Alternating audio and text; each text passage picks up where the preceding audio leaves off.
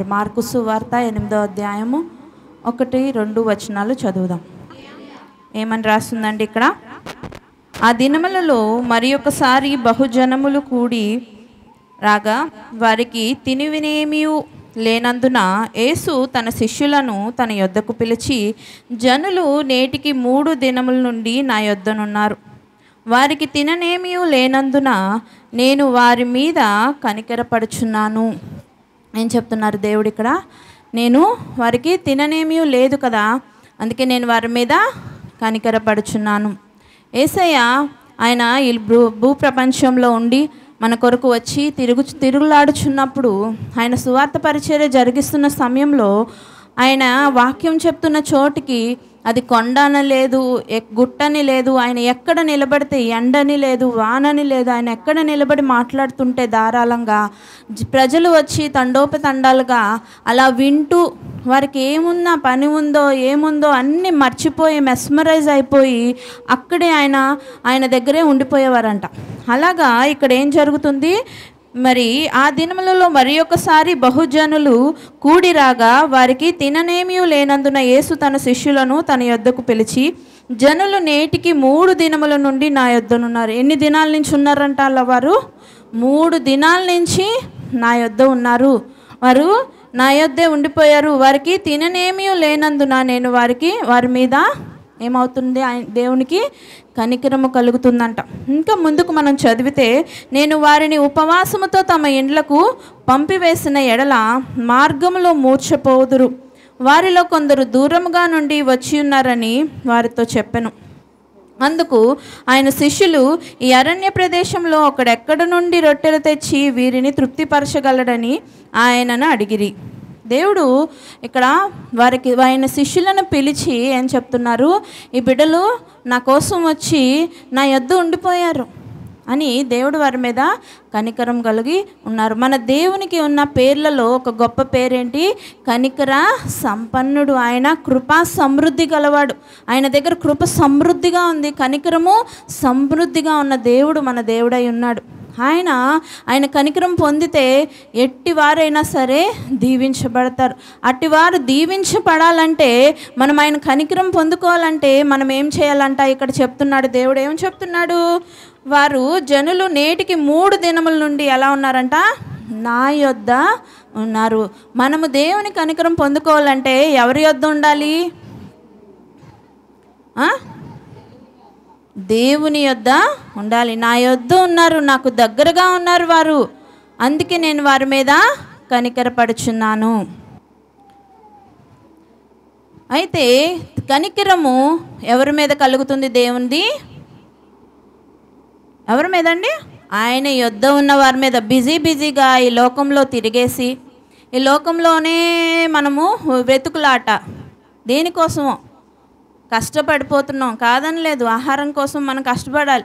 కానీ లోకానుసారమైన బాధే, ఆ యొక్క టెన్షనే, ఆ చింతే అధికమైపోతే దేవుని కనికరము మన మీద ఉంటుంది అనుకోవడం అసాధ్యం, అసంభవం, వెర్రితనము, హాస్యాస్పదము. దేవుని కనికరం ఎవరి మీద ఉంటుందంట? ఆయన యొద్ద ఉన్న వారి మీదే. 3 రాత్రులు 3 పగళ్ళు ఈ బిడ్డలు ఎటూ వెళ్ళలేదు. దేవుని యొద్దే అలాగా నోరెళ్ళబెట్టుకొని ఆయన మాటను అలా వింటూ ఉండిపోయారంట. అట్టి వారి మీద ఆయన ఏమంటున్నాడు? కనికరము కలుగుతుంది. అయితే తన శిష్యులు అంటున్నారు, అరణ్యంలో మనము ఫుడ్ ఎలా తెస్తాము? నువ్వు ఫుడ్ పెట్టమంటున్నావు యేసయ్య. ఇక్కడ వాళ్ళకి ఎలా ఫుడ్ మనము ప్రొవైడ్ చేయగలము? వాళ్ళు ఎలా వచ్చారో అలాగే గృహాలకి వెళ్ళిపోతారు. ఏమైంది? ఇప్పుడు నువ్వు ఫుడ్ పెట్టాలని వాళ్ళు ఏం రాలేదు కదా, 3 days వాళ్ళు ఎందుకు ఉండిపోవాల్సి వచ్చింది అన్నట్టు వారి మాట తీరుంది. అరణ్యంలో మనం ఎక్కడ వెతికిలాడి వీళ్ళకి బువ్వ తేగలము అంటున్నాడు దేవుడు. అయితే దేవుని కార్యము అక్కడ జరుగుతుంది. ఎందుకంటే దేవుని కనికరము ఎవరి మీద ఉందో అక్కడ కొరత ఉంటుందా అండి? కొరత ఉండదు. కొద్దిగా ఉన్నదాన్నే దేవుడు అధికముగా చేయగలగన సమర్థుడు. లేమిలో మనకి ఉన్నతను ఉంచే దేవుడై ఉన్నాడు మన దేవుడు. కొరత మనకు రాదు ఎప్పుడు ఆయన కనికరము మన మీద ఉంటే. ఆయన కనికరం మన మీద ఉండాలంటే మనం ఏం చేయాలి? ఆయన యొద్ద ఉండాలి. ఆయన యొద్ద ఉండకుండా మనం ఎక్కడెక్కడో తిరిగిలాడితే మాత్రము మనకి ఆయన కనికరం అనేది మన పైకి రాదు. ఆయన కనికరము ఎవరు పొందుకోగలరు? ఆయన యొద్ద ఉంటూ, ఆయనతో ఉంటూ, ఆయనలో ఉంటూ, ఆయన యొక్క మాటలను వింటూ, ఆయనకు సమీపస్తులుగా జీవించిన వారు మాత్రమే ఆయన కనికరాన్ని పొందుకోగలరని ఈ యొక్క వాక్య వచనము ద్వారా మనము తెలుసుకుంటున్నాం. దేవుడు ఇక్కడ ఏం చేస్తున్నాడు? మరి ముందుకు మనం చదివితే 5వ వచనం నుండి, ఆయన మీ యొద్ద ఎన్ని రొట్టెలు ఉన్నవని వారిని అడగగా వారు 7 అప్పుడు ఆయన నేల మీద కూర్చుండుడని జనులకు ఆజ్ఞాపించి ఆ 7 రొట్టెలు పట్టుకొని కృతజ్ఞతాస్తుతులు చెల్లించి విరిచి వడ్డించుటకై తన శిష్యులకిచ్చెను. వారు జనసమూహమునకు వడ్డించిరి. కొన్ని చిన్న చేపలు కూడా వారి యొద్దనుండగా ఆయన ఆశీర్వదించి వాటిని కూడా వడ్డించుడని చెప్పెను. వారు భోజనము చేసి తృప్తి పొందిన మీదట మిగిలిన ముక్కలు 7 గంపల నిండా ఎత్తిరి. హల్లెలూయా, హల్లెలూయా. ఏమవుతుంది? దేవుడు ఎక్కడ ఎవరో ఒకరు ఏదో ఫుడ్ తెచ్చుకొనే ఉండుంటారు. ఆ ఫుడ్ ఎంత ఉందో పట్టుకురమ్మంటే ఎన్ని తెచ్చారంట వారు? ఎన్ని రొట్టెలు తెచ్చారు? 7 రొట్టెలు తెచ్చారు. మరి కొన్ని చిన్న చేపలు దొరికితే వాటిని తెచ్చి దేవునికి ఇచ్చినప్పుడు దేవుడు వాటిని ఆశీర్వదించి మరి వాటిని ఏం చేస్తున్నాడు? మరి వారికి విరిచి వడ్డించినప్పుడు వాటిని ఏం చేస్తున్నారంట? 7 వారందరూ తినగా, ఆ 7 రొట్టెలు తినగా ఇంకా ఎంత ఉంది? 7 గంపలకి సరిపడినంత మిగిలింది. మొత్తం ఎంతమంది తిన్నారంట? భోజనం చేసిన వారు ఇంచుమించు 4000 మంది. 7 రొట్టెలు ఎక్కడ? 4000 మంది ఎక్కడ? ఇంకా 7 గంపలు మిగులుతాయేంటి? అంటే దేవుని కనికరం ఉంటే కొద్దినే అధికము చేయగలిగిన సమర్థుడు ఆయన కదండి. ఆయన కనికరం మన పైన ఉంటే మనకి ఒక్కరికే సరిపోతుంది అనుకునే ఆహారాన్ని మరి 7 రొట్టెలు ఒక్కరికి సాలిడ్గా సరిపోతుంది కదండి. కడుపు నిండా తినాలంటే అందులో 3 రోజులు 3 పగళ్ళు 3 రాత్రులు తిండి లేకుండా ఉన్నవారికి 7 రొట్టెలు అలా అంటే అలా అయిపోతాయి. ఆమెన్ అనేస్తాం కదండి. ఎంతో ఆకలితో ఉంటాం కాబట్టి ఫుల్గా చక్కగా తినేస్తాం సమృద్ధిగా.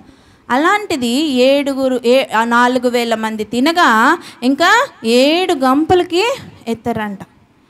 7 గంపలకి ఎత్తితే మరి దాన్ని ఏమంటారు? ఒక్కరికి సాలదు అనుకునే ఆహారాన్ని దేవుడు ఎంతమందికి పంచాడు? 4000 మందికి పంచాడు. అంటే దేవుని దగ్గర ఉన్న బిడ్డలకి పొందుకునే కనికరము ఎంత దీవెనకరమైనదో చూడండి. ఈ కనికరం మన పైన ఉండాలంటే, కనికరం అనేది దేవుడు మన పైన చూపిస్తుంటే మనకి కొదువు అనేది ఉంటుందా అండి? దీన్ని బట్టి చూస్తే ఉండదు. అంటే దేవుడి దగ్గర 3 పగళ్ళు 3 రాత్రులు ఉన్నవారే ఇంత దీవెనలు పొందుకుంటే లైఫ్ లాంగ్ నువ్వే చాలేసేయా అనుకుంటూ జీవించే వాళ్ళ శిష్యులు ఎలా ఉండుంటారు? అలా జీవిస్తే మనం ఎలా ఉంటాము? మరి ఫిలిప్పీ 1:21 మరి పౌలు భక్తుడు చెప్తున్నాడు కదా, ఏమని చెప్తున్నాడు? నా మట్టుకైతే బ్రతుకుట క్రీస్తే, చావైతే లాభము. హల్లెలూయా. నా మట్టుకైతే బ్రతుకుట క్రీస్తే, చావైతే లాభం. అంటే నేను బ్రతుకుంటే అది క్రీస్తు కొరకే, చచ్చిపోతే అది నాకు లాభం అంటున్నాడంటే ఆయన జీవితాంతము, ఆయన ఉసురు ఉన్నంత వరకు, ఆయన ఊపిరి ఉన్నంత వరకు ఎవరితో ఉంటున్నాడు? యేసయ్యతోనే తన జీవితము అనుకున్నవారే కదండి ఆ మాట అంటారు. నా మట్టుకైతే బ్రతుకుట క్రీస్తే, చావైతే అది లాభము. అంటే ఆయన ఎంతటి కనికరం పొందుకుంటాడు దీన్ని బట్టి చూస్తే. అలాగే జీవించిన వారు ఉన్నారు అనేకులు. అలాంటి వారు ఇంకా ఎంత కనికరం పొందుకుంటారు? ఎందుకంటే కనికరంలో ఉండే ఆశీర్వాదం మనం ఇప్పుడు చూసి ఉన్నాం. ఆ కనికరం అనేది మన పైన దేవుడు చూపిస్తే అక్కడ కొదువు ఉండదు, కొరత ఉండదు, మరి అలుపు సలుపు ఉండదు మనకి. మరి దీవెనకరంగా మన జీవితం అనేది ముందుకు సాగిపోతుంది. ఇట్టి కనికరము పొందుకున్న ప్రజలను కొంతమందిని చూద్దాం. వారి జీవితాల్లో వారు పొందుకున్న మరి ఒక ఆశీర్వాదాలను మనం చూద్దాం. అపోస్తలుల కార్యములు 1:26 చూద్దాం. అంతటా వారు వీరిని గూర్చి చీట్లు వేయగా మత్తీయ పేరిట చీటి వచ్చెను గనుక అతడు 11 మంది అపోస్తలులతో కూడా లెక్కింపబడెను. హల్లెలూయా, హల్లెలూయా. ఈ సందర్భం తెలుసా అండి మీకు? ఇక్కడ ఏం జరుగుతుందంటే యేసయ్య తన పరిచర్య జరిగించినప్పుడు ఎంతమంది శిష్యులను ఎన్నుకున్నారు? 12 మంది శిష్యుల్ని ఎన్నుకున్నారు. అందులో నుంచి ఇస్కరియోతు యూదా అనే ఆయన పేరు తెలుసా? ఇస్కరియోతు యూదా ఏం చేశాడు? యేసయ్యను అమ్మేసి చివరికి ఏమైపోయారు? ఆయన సూసైడ్ చేసుకొని చనిపోతారు. అప్పుడు మళ్ళీ 11 మంది అయిపోతారు శిష్యులు. యేసయ్య పునరుత్థానం తర్వాత మరి 11 మంది శిష్యులు కాదు కదా దేవుడు ఎన్నుకున్నది. మరి 12వ వ్యక్తి ఉండాలని వారు ఏం చేస్తారు? శిష్యులందరూ కలిసి అపోస్తలులందరూ ఒక 2 వ్యక్తులను ఎన్నుకుంటారు.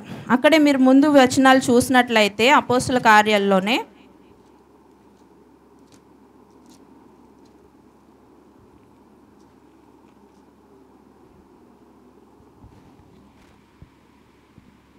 23వ వచనంలో చూస్తే, అప్పుడు వారు యూస్తు అను మారు పేరు గల బరబ్బా అనబడిన యోసేపు, మత్తియా అను 2 నిలువబెట్టి ఇట్లని ప్రార్థన చేసిరి.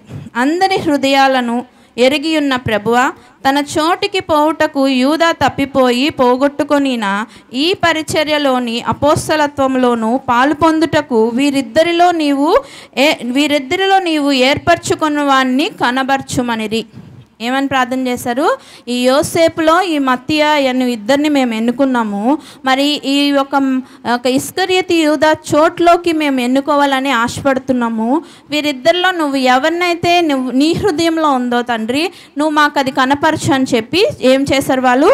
ఏం చదివాం మనం ఇక్కడ? అంతటి వారు వీరిని గూర్చి చీట్లు వేయగా మత్తియా పేరిట చీటీ వచ్చెను. కనుక అతడు 11 మంది అయ్యారు. ఏమయ్యారు? వాళ్ళు ఏం చేస్తున్నారు? ఏర్పరచుకోవడానికి వారిని చీటీలు వేసుకున్నారంట. చీటీలు వేసి ఇలాగా వేసినప్పుడు అందులో ఎవరి పేరు వచ్చింది? మత్తియా పేరు వచ్చింది. దేవుని కనికరము ఎవరి మీద ఉంటుందో ఇక్కడ మీకు అర్థమవుతుంది కదా. వారు ఏం ప్రార్థన చేస్తారు ఇక్కడ? తన చోటికి పోవుటకు యూదా తప్పిపోయి పోగొట్టుకుని ఈ పరిచర్యలో అపోస్తలత్వంలోని పాలు పొందుటకు వీరిద్దరిలో నీవు ఏర్పరచుకున్న వాడిని కనపరచు. వీరిద్దరిలో నువ్వు ఏర్పరచుకున్న వాడిని కనపరచు. యాక్చువల్లీ యేసయ్య ఆ ప్లేస్కి ఎవరిని ఏర్పరచుకున్నారు? యూదాని ఏర్పరచుకున్నాడు. చక్కగా యూదా ఆయన ఉన్నంత కాలము ఆ ప్లేస్ని పొందుకొని ఉన్నారు. మరి రేపు పరలోకం మనం వెళ్ళినప్పుడు మరి ఆ గుమ్మాలు ఎన్ని ఉంటాయంట? 12 గుమ్మాలు. మరి 12 పునాదిరాళ్ళు ఉంటాయి. పునాదిరాళ్ళు మరి వీరై ఉంటే ఎవరైతే ఈ యొక్క ట్రైబ్స్ మరి గోత్రికులు, మన 12 మంది గోత్రికులు ఉంటే మరి ఈ యొక్క 12 గుమ్మాల పేర్లు ఎవరు పెడతారంట? యేసయ్య ఈ యొక్క శిష్యుల పేర్లు పెడతారంట. మరి పరలోకం అనేది పోతుందా అండి? అది భూమి ఎలా లయమైపోతుందో అది లయమైపోతుందా? అది చిరకాలము సదాకాలము ఎవర్ గ్రీన్గా ఉండే ప్లేస్లో ఒక గుమ్మము ప్లేస్ కావాలంటే ఎలాంటిగా ఉండాలి? ఎంత అర్హత ఉండాలి? అంత అర్హత ఇచ్చిన దాన్ని ఆ యూదా పోగొట్టుకుంటే ఈ మత్తయ్య ఎవరి కనికరం పొందుకున్నాడు? యేసయ్య కనికరం పొందుకొని ఆ పొజిషన్ని ఆయన పొందుకున్నాడు. అక్కడ దేవుడు ఆయనను ఏర్పరచుకున్నాడు అని చెప్తున్నారు. ఎవరైతే ఏర్పరచబడ్డారో వారి చీటీ రావాలని వారు ప్రేయర్ చేసుకొని తీసినప్పుడే కదా. అది తీసినప్పుడు అది ఎవరు ఏర్పరచుకున్నట్టు? యేసయ్య ఆయనను ఏర్పరచుకున్నాడు. ఆయన యొద్దనే ఇప్పుడు చెప్పాలంటే మత్తయ్య శిష్యుడు కాదు, కానీ ఈ 12 గుమ్మాల్లో ఒక గుమ్మము ఆయన అయిపోయారు ఇప్పుడు ప్రెజెంట్. ఎందుకని? ఆయనలో దేవుని పట్ల ఉన్న ఆసక్తి, దేవుని పట్ల ఆయనకున్న శ్రద్ధ, ఆయనకు దేవుడి మీద ఉన్న ప్రేమ.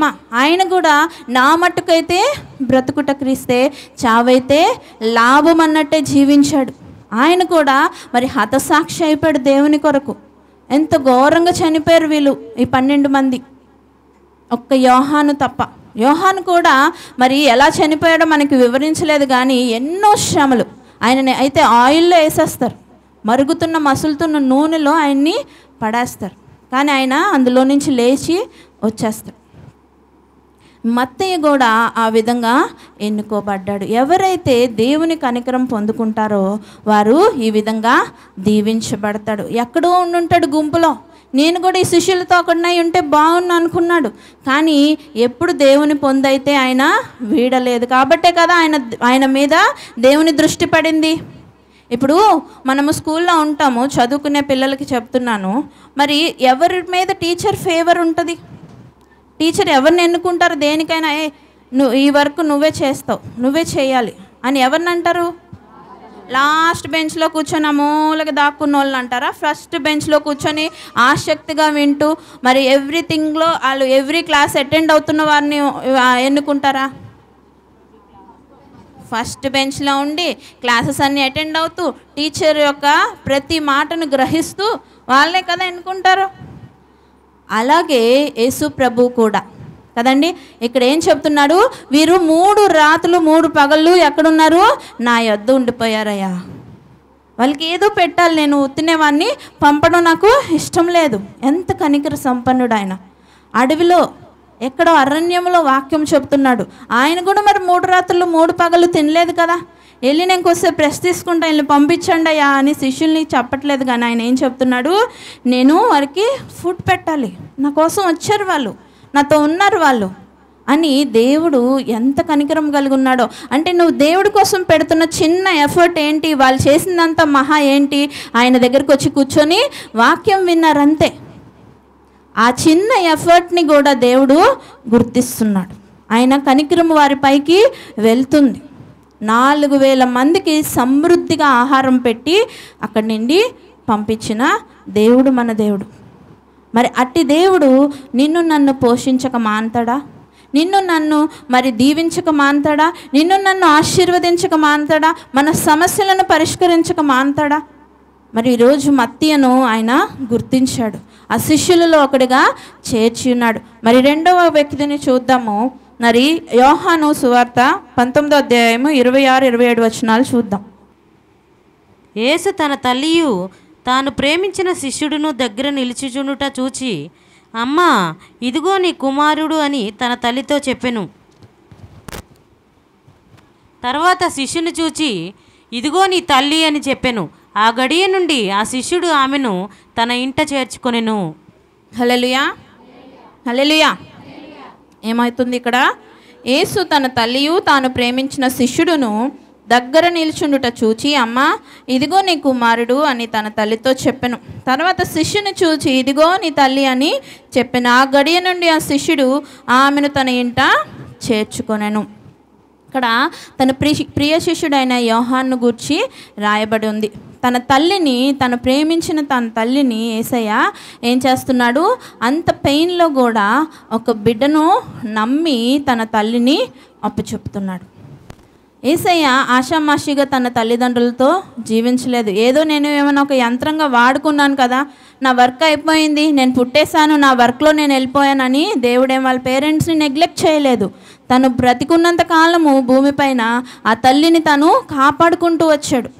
తను తల్లికి చేయవలసిన ప్రతి ధర్మాన్ని నెరవేరుస్తూ వచ్చాడు.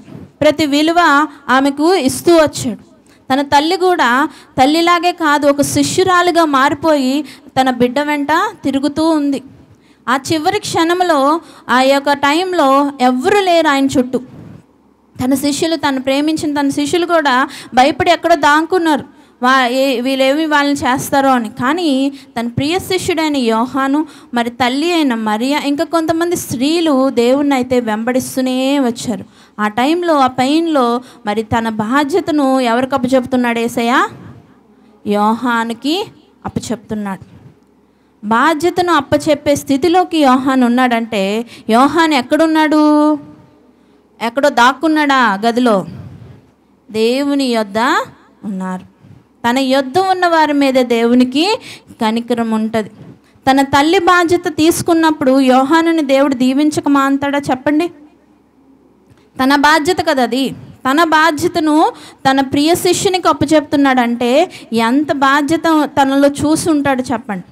దేవుడు చేస్తున్న కార్యాన్ని ఒకరికి అప్పచెప్తున్నాడంటే ఆయన ఎంత నమ్మాడో వాళ్ళ మీద కదా. ఆ నమ్మకత్వాన్ని వారు దేవుని దగ్గరే ఉంటూ సంపాదించుకున్నారు. మేబీ నువ్వు దూరంగా ఉండి దేవునికి గొప్ప పెద్ద ఫ్యాన్ అయి ఉండొచ్చు, చాలా ఆయన కోసం ప్రాణాలు తీసేసుకుంటావేమో. కానీ నువ్వు దగ్గర ఉండకపోతే ఆయనకి ఎలా తెలుస్తుంది? ఆయనకి నువ్వు ఎలా ఉండాలి? సమీపముగా ఉండాలి. ఆయన సమీపంలో ఉన్నప్పుడు ఆయన కనికరం పొందుకుంటావు. ఆయన నీ కొదువను తీరుస్తాడు, నీ ఆకలి తీరుస్తాడు, నీ దప్పిక తీరుస్తాడు, నీ కష్టాన్ని తీసేస్తాడు, నిన్ను స్థిరురాలుగా నిలబెడతాడు. ఆయన సన్నిధిలోకి నిన్ను ఆయనే నడిపించుకుంటాడు. ఎప్పుడు నువ్వు అవైలబుల్గా ఉండాలి. దేవుని సేవకులు చాలాసార్లు చెప్తారు, God won't see your ability, God sees only your availability. ఏం చూస్తాడు దేవుడు? నీ ఎబిలిటీ చూడడంట, కానీ దేవుడు ఏం చూస్తాడు? నీలో ఉన్న అవైలబిలిటీ, అంటే దేవుడికి అందుబాటులో ఉన్నావా లేదా అని చూస్తాడే కానీ నీలో ఇంత టాలెంట్ ఉందా, నువ్వు ఎంఏ పిహెచ్డి చేసావా, నువ్వు FRCS లండన్కి వెళ్ళొచ్చావా అని దేవుడు నీలో చూడడు. లేకపోతే నీకు ఏమైనా మంచి అందము చందము ఉందా, మంచి డబ్బు ఆస్తిపాస్తి ఉందా, అయితే ఆయన చూడడు. మంచి సౌష్ఠవము కలిగిన వాడువా, మరి హైట్ ఉన్నావా, వెయిట్ ఉన్నావా, మరి మంచి మజిల్స్ ఉన్నాయా, అదేమి చూడడంట దేవుడు. కానీ నీ యొక్క అవైలబిలిటీ, ఎక్కడ నీవు ఆయనకు అందుబాటులో దగ్గరలో ఉన్నావా లేదా మాత్రమే దేవుడు చూస్తాడు. హల్లెలూయా, హల్లెలూయా. మరి ఈ విధంగా ఈయన అందుబాటులో ఉండి ఈ దీవెనలు కొట్టేశాడు యోహాను. మరి ఆయన కనికరాన్ని ఆయన పొందుకున్నాడు. మరి మూడవదిగా చూద్దాము, మేరీ గురించి మనం చూద్దాం. లూకాసు సువార్త 10వ అధ్యాయం 38వ వచనం చూద్దాం. అంతటా వారు ప్రయాణమై పోవచుండగా ఆయన ఒక గ్రామములో ప్రవేశించెను. మార్తా అను స్త్రీ ఆయనను ఇంట చేర్చుకొనెను. హల్లెలూయా, హల్లెలూయా, హల్లెలూయా. ఇక్కడ ఏమని రాసి ఈ యొక్క సిచ్యువేషన్ అనేకమైన సార్లు మనము సంఘంలో మాట్లాడుకున్నాం. ఇక్కడ మార్తా మరియా అనే సహోదరులు, అక్క చెల్లెళ్ళ గురించి మనం ఇక్కడ చూస్తున్నాం. అంతటి వారు ప్రయాణమై పోచుండగా ఆయన ఒక గ్రామంలో ప్రవేశించెను. మార్తాను ఒక స్త్రీ ఆయనను తన ఇంట చేర్చుకునేను. ఆమెకు మరియాను ఒక సహోదరి ఉండెను. ఈమె యేసు పాదముల యొద్ద కూర్చుండి ఆయన బోధను వినుచుండెను. మార్త విస్తారమైన పని పెట్టుకున్న చేత తొందరపడి ఆయన యొద్దకు వచ్చి, ప్రభువా, నేను ఒంటరిగా పని చేయుటకు నా సహోదరి నన్ను విడిచిపెట్టినందున నీకు చింత లేదా? నాకు సహాయము చేయమని ఆమెతో చెప్పుము అనెను. ఏమంటున్నారు ఇక్కడ? మరి మార్తా మరియా అనే సహోదరులు ఉన్నారు, కానీ మార్తా అనే స్త్రీ తన యేసు ప్రభుని వాళ్ళ ఇంటికి ప్రేయర్కి ఇన్వైట్ చేసింది. యేసయ్య వచ్చి, మరి నువ్వేం ఫుడ్ పెడతావు అని బల్ల దగ్గర కూర్చోడు. ఆయన వచ్చింది వాక్య పరిచర్య కోసం. ఆయన వచ్చి వాక్యం చక్కగా విస్తారంగా బోధిస్తున్నారు. అక్కడ మరియా ఆయన పాదాల దగ్గర కూర్చొని ఏం చేస్తుంది మరియా? వాక్యాన్ని శ్రద్ధగా వింటుంది. ఎక్కడుంది? దగ్గరగా ఉంది యేసయ్యకి. అయితే ఈలోపు మార్త వచ్చి అంటుంది, ఏంటయ్యా నీకు కోపం రావట్లేదా? నేను ఒక్కదానే కిచెన్లో నలిగిపోతున్నానే, మరి ఆమెను పంపించవచ్చు కదా మరియను, నీకు చింత లేదా? నువ్వు కొంచెం తిట్టు, గద్దించు, పంపించు ఆమెను అని అడుగుతున్నప్పుడు యేసయ్య ఏం చెప్తున్నారు 41లో, అందుకు ప్రభువు, మార్తా మార్తా, నీవు అనేకమైన పనులు గూర్చి విచారము కలిగి తొందరపడుచున్నావు, కానీ అవసరమైనది ఒక్కటే. మరియా ఉత్తమమైన దాన్ని ఏర్పరచుకునెను, అది ఆమె యొద్ద నుండి తీసివేయబడదని ఆమెతో చెప్పెను. ఆమె నుండి అది అన్నిటికీ తీసివేయబడదు. ఎందుకంటే ఆమె హృదయం నిండా ఎవరిని నింపుకుంటుంది? దేవుని నింపుకుంటుంది. ఆయన పాదాల దగ్గర కూర్చొని ఆయన యొక్క మాటలన్నిటినీ తన హృదయంలో నింపుకుంటుంది. దేవుని దగ్గరే ఉంది. ఆ కాన్సన్ట్రేషన్గా దేవుని మాటలు వింటుంది, వాటిని అవలంబిస్తుంది, అప్లై చేసి దేవుని మాటలు చూపిస్తుంది తను. దేవుడు అదంతా గ్రహిస్తున్నాడు. ఒక్క 1 అవర్ 1 మినిట్లో దేవుడు ఎలా టెస్ట్ చేశాడని, ఎలా జస్టిఫై చేశాడని మీరు అనుకోవద్దు. దేవుడు అనేక దినముల నుంచి చూస్తూనే ఉండొచ్చు. ఆమెను జడ్జి చేయడానికి దేవుడికి సమస్తానికి అర్హత ఉంది.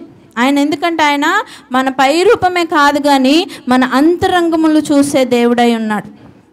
దేవుని సన్నిధిలో ఆమె ఎల్లప్పుడూ దేవునికి అవైలబుల్గా ఉంది. ఎలా ఉంది? అవైలబుల్గా ఉంది, దేవుడికి అందుబాటుగా ఉంది. అందుకే దేవుడు అంటున్నాడు, తను ఉత్తమమైన దాన్ని ఎన్నుకుంది, ఇది ఆమె నుండి అన్నిటికీ తీసివేయబడదు. తరతరములు ఆమె గురించి ఈ రోజుకి చదువుకుంటున్నారు కదండి. 2024 సంవత్సరాల క్రితము జరిగిన ఈ సన్నివేశాన్ని ఈ 2024 సంవత్సరంలో ఈ మాసంలో ఈరోజు మన మందిరంలో ఇంకనూ మనము ఆమె గురించి మాట్లాడుకుంటున్నాము. ఇంకా అనేక తరములు యుగములు అంతమైపోయే వరకు ఆమె గురించి మాట్లాడుకుంటారు. హల్లెలూయా. ఎంతటి కనికరం పొందుకుంది. ఉత్తమమైన దాన్ని ఎన్నుకున్న వారికి దేవుడు ఉత్తమమైనదే మరి తన పరలోక రాజ్యంలో ఇస్తాడు.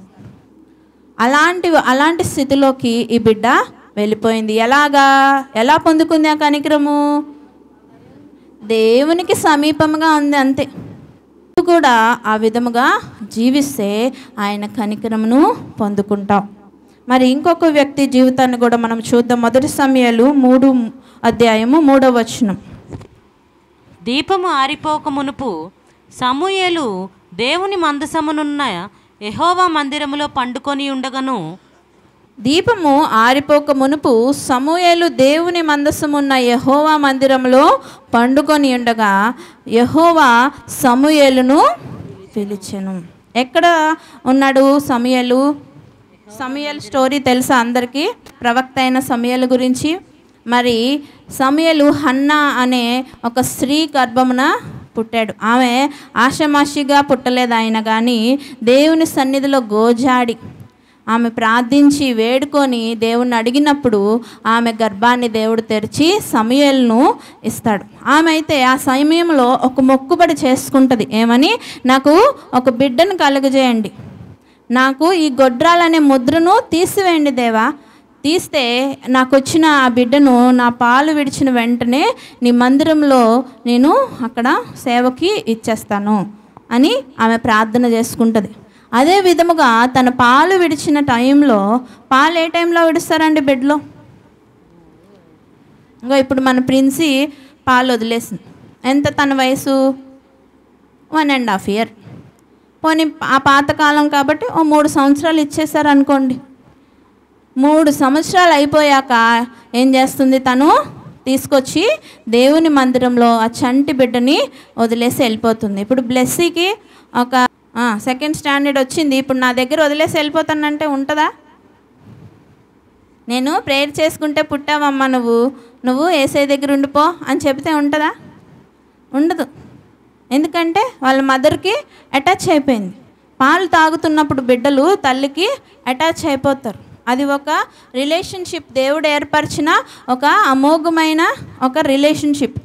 ఆ సమయంలో తల్లిని చూస్తూ వాళ్ళు పాలు తాగుతారు. తాగి ఇంకా తల్లి ఇది అని నింపేసుకుంటారు వాళ్ళ కళ్ళల్లో. తల్లి మాట్లాడుతున్న ప్రతి మాటను గ్రాస్ప్ చేస్తారు. Mother is the first teacher అంటారు. అందుకే ఆ టైంలో ఆ యొక్క కుమారుడు తల్లిని చూస్తూ పెరిగినప్పటికీ అంత చిన్న బాబు ఆమె ఏం నేర్పించి పెంచిందో, ఈ పాలు తాగడానికి నీకు పట్టడానికి ఒక దాదీనే అని చెప్పుకుందో, ఏం చెప్పుకుందో, మొత్తానికి ఆ బిడ్డను వదిలినప్పుడు అమ్మా అని ఏడ్చుకుంటూ అయితే వెనక్కి వెళ్ళలే. అక్కడ ఏలీ దగ్గర భయభక్తులతో జీవిస్తున్నాడు. అయితే ఇక్కడ సిచ్యువేషన్ ఏంటంటే ఏలీ ముసలివాడు అయిపోయాడు. అక్కడున్న ఆ పాస్టర్ గారి పేరు ఏలీ. ఆ సంఘంలో ఉన్న ఆ యొక్క మందిరంలో ఉన్న దైవజనుడు యాజకుడు పేరు ఏలీ. ఆయన వృద్ధుడైపోయాడు. మీరు ముందు వచనం చూస్తే 2వ వచనము, ఆ కాలమందు ఏలీ కన్నులు మంద దృష్టి గలవైనందున అతడు చూడలేక తన స్థలమందు పండుకొని ఉండెను. అతను చూడలేకపోతున్నాడు కాబట్టి ఈ చిన్న బాబు ఏం చేస్తున్నాడు? ఏలీని అలా గమనిస్తూ ఉన్నాడు అన్నమాట.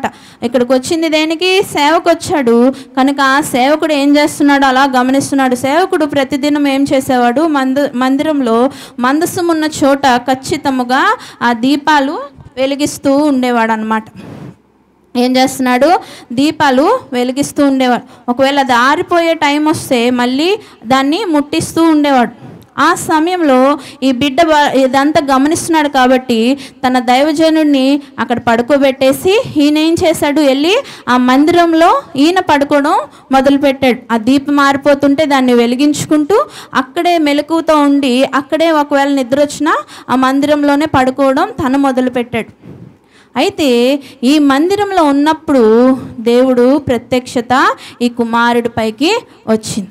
అనేక సంవత్సరాల నుంచి యెహోవా వాళ్ళతో మాట్లాడట్లేదని ఉంటుంది మీరు ఇంకా ముందు వచనాల్లో చూస్తే.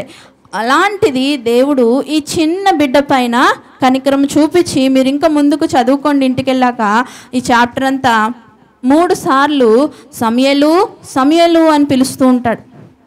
అప్పుడు వెంటనే ఈ బిడ్డ ఏమనుకుంటాడు, నా దైవజనుడు పిలుస్తున్నాడు అనుకొని ఏలీ దగ్గరికి వెళ్ళి, వచ్చానండి, చిత్తమండి, ఆ యజమాని గారను ఆయనను వెళ్ళి పలకరిస్తాడు, పిలిచారా, నేను వచ్చాను అని.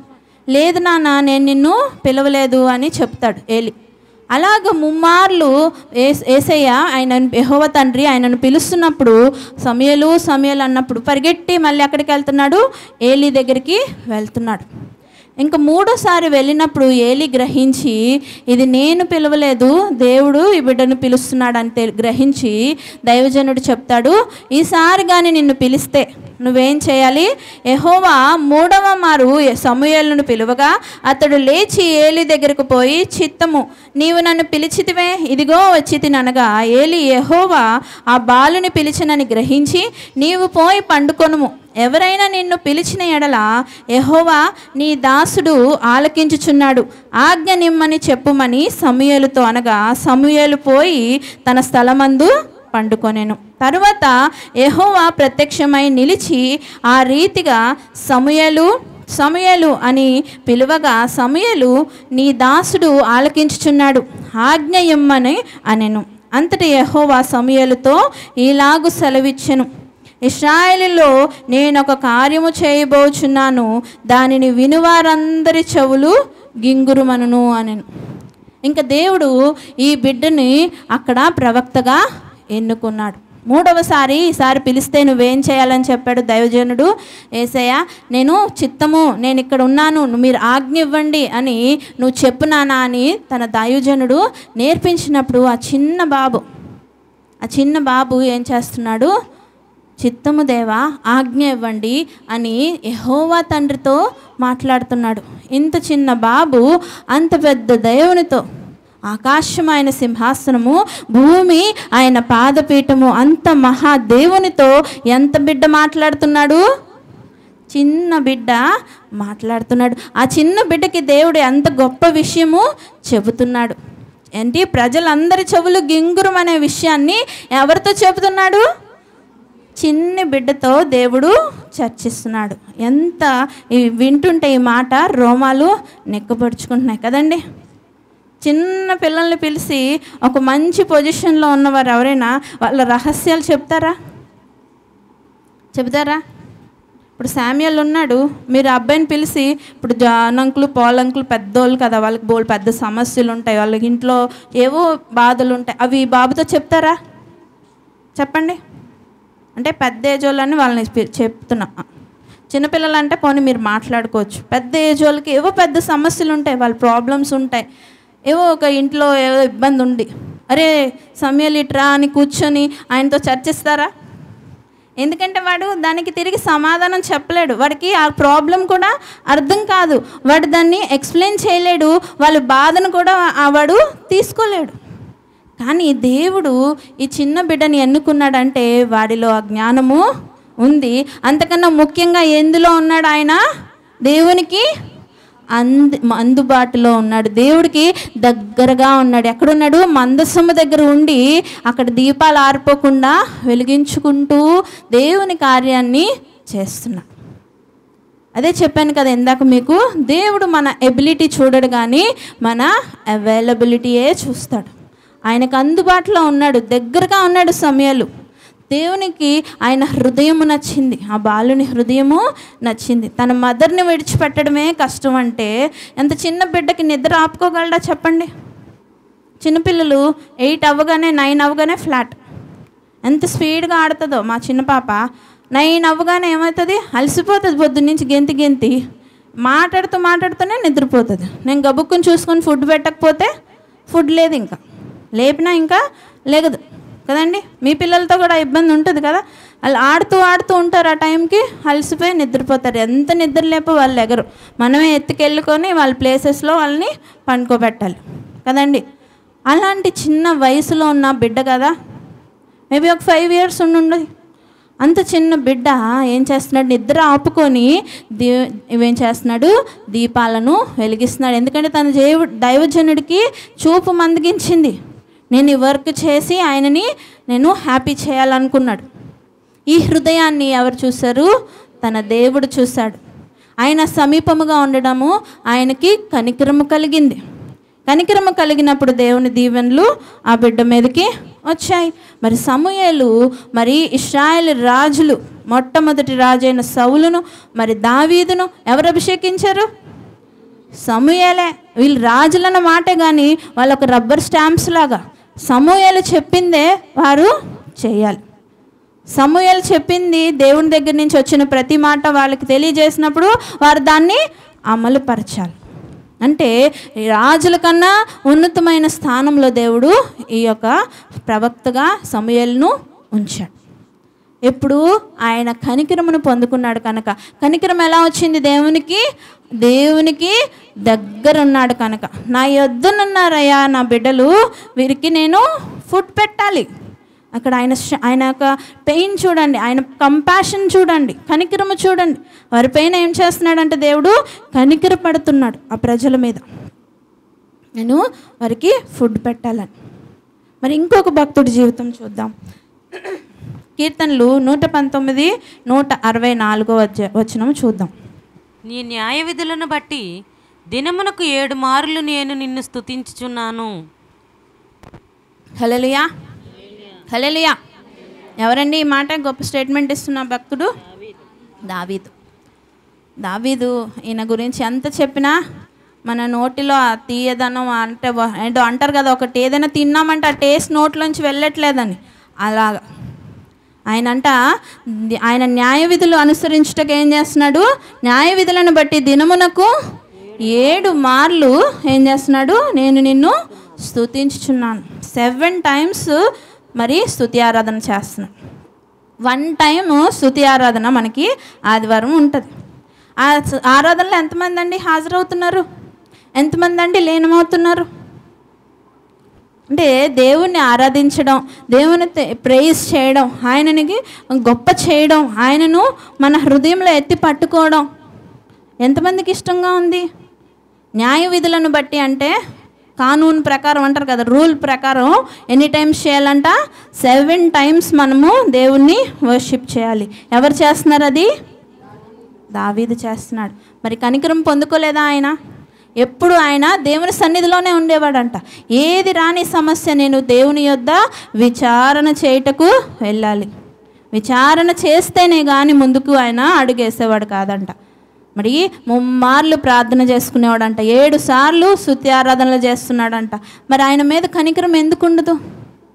ఆయన మీద దేవునికి ఎందుకు కనికరం ఉండదు? ఆయన ఎక్కడో అడవిలో వాళ్ళ తండ్రి కూడా మర్చిపోయిన స్థితిలో ఆయన ఉన్నప్పుడు దేవుని కన్ను ఆయన మీద ఉన్నది. ఆ సమయంలో మరి సమూయేలు ప్రవక్త వచ్చి అభిషేకించడానికి దేవుడు పంపించినప్పుడు ఆయన తైలాన్ని నింపుతున్నాడు. ఒక్కొక్క కొడుకు వస్తుంటే దేవుడు ఏమంటున్నాడు? ఆగు, ఈయన కాదు అంటున్నాడు. 7 అయిపోయారు, ఇంకెవరున్నారనేది తండ్రి కూడా మర్చిపోయాడు. ఇంకెవరు లేరా అని అప్పుడు మరి సమూయేలు అడిగితే ఏం చెప్తున్నాడు? ఇంకొకడు ఉన్నాడు. అప్పుడు వచ్చాడండి. ఎవరు? దావీదు. ఎర్రని వాడు, చక్కని నేత్రములు కలిగిన వాడు. మరి ఎంత బాగున్నాడో ఆ చిన్న బాబుని దేవుడు ఏం చేస్తున్నాడు? అభిషేకించు అని తన సమూయేలు ప్రవక్తకి ఆయన ఆజ్ఞిస్తున్నాడు. అప్పుడు లేచి ప్రవక్త ఆయనని అభిషేకిస్తున్నాడు. ఆయనని రాజుగా 40 సంవత్సరములు దిగ్విజయంగా మరి ఆయన పరిపాలన మరి అది తిరుగులేనిది. బోల్డ్ సంపాదించాడంట. మరి తన రాజ్యంలో ఎన్నో రాజ్యాల మీదకి ఆయనను దేవుడు అధిపతిగా ఆయనను యుద్ధాలలో ఆయనను గెలిపించి నిలబెట్టుకున్నాడు. ఎన్నో గొప్ప శూర కార్యాలు దేవుడు ఆయనతో చేయించాడు. సింహాన్ని ఏం చేశాడు? ఆయన పేపర్ చింపినట్టు, ఈ చిన్న బిడ్డ ఏం చేశాడు? పేపర్ చింపినట్టు చింపేశాడు. అంత బలంను, శక్తిని, ధైర్యాన్ని దేవుడు ఆయనకిచ్చాడు. ఆయన దగ్గర లేమి లేదు. ఆయన అడవిలో ఉన్నా కూడా ఏనాడు కృంగిపోలేదు. ఎప్పుడు హ్యాపీగా ఉన్నాడు. ఎందుకంటే ఆయనతో ఎవరున్నారు?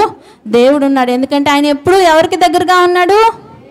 దేవునికి దగ్గరగా ఉన్నాడు. నువ్వు దేవుడికి దగ్గరగా ఉండు బిడ్డ, నువ్వు ఏం పొందుకుంటావు? కనికరము పొందుకుంటావు. ఆయన కనికరము నీ మీదకి వస్తే నీకు కొదువే లేదు. ఈ రాత్రికి అయిపోయింది నా బువ్వ, రేపు నాకు బువ్వ లేదనుకుంటావు, కానీ అది అవ్వనే అవ్వదు. దేవుడు నీ ఇంట్లో ఉంటే, నీకు దగ్గరగా ఉంటే. వస్తూనే ఉంటుంది బువ్వ, నువ్వు పెడుతూనే ఉంటావు. అంతేనా? సమృద్ధి. మరి 7 రొట్టెలు ఏంటండి, 4000 మంది తినడం ఏంటండి, ఇంకా 7 గంపలకి ఎత్తడం ఏంటండి? గంపలకి ఎలాగొచ్చేసినాయి అవి?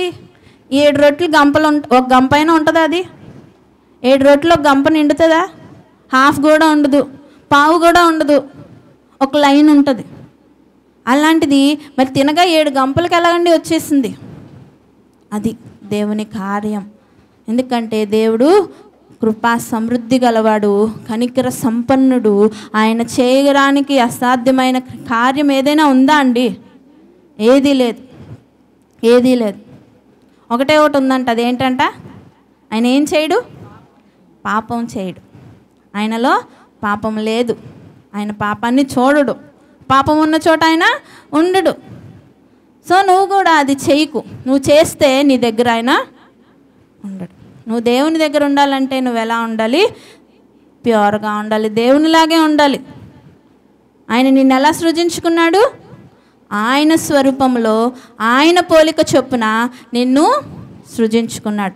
ఒక దూడలాగా, ఒక మేకలాగా, ఒక గొర్రెలాగా నీకు మూతి ముక్కు పెట్టలేదు, కానీ నీకు ఎలా పెట్టాడు? ఆయన తన పోలిక చొప్పున. చదువుదాం ఒకసారి వచనం, ఆదికాండము 1:28. దేవుడు తన స్వరూపమందు నరుని సృజించెను, దేవుని స్వరూపమందు వారిని సృజించెను, స్త్రీనిగాను పురుషునిగాను వారిని సృజించెను.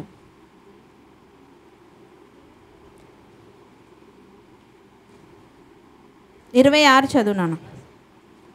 దేవుడు మన స్వరూపమందు మన పోలిక చొప్పున నరులను చేయుదము, వారు సముద్రపు చేపలను. చాలు నాన్న. ఎవరి స్వరూపమందు? ఆయన స్వరూపమందు ఆయన పోలిక చొప్పున నరులను సృజించడానికి ఆయన ఉద్దేశించాడు, అలాగే సృజించాడు. మరి సమస్తాన్ని మన కింద పెట్టాడే కానీ వాటి కింద మనల్ని పెట్టలేదు. మన పైన ఆయన ఒక్కడే అధికారిగా ఉన్నాడు, ఆయన ఒక్కడే మనకి శిరస్సై ఉన్నాడు.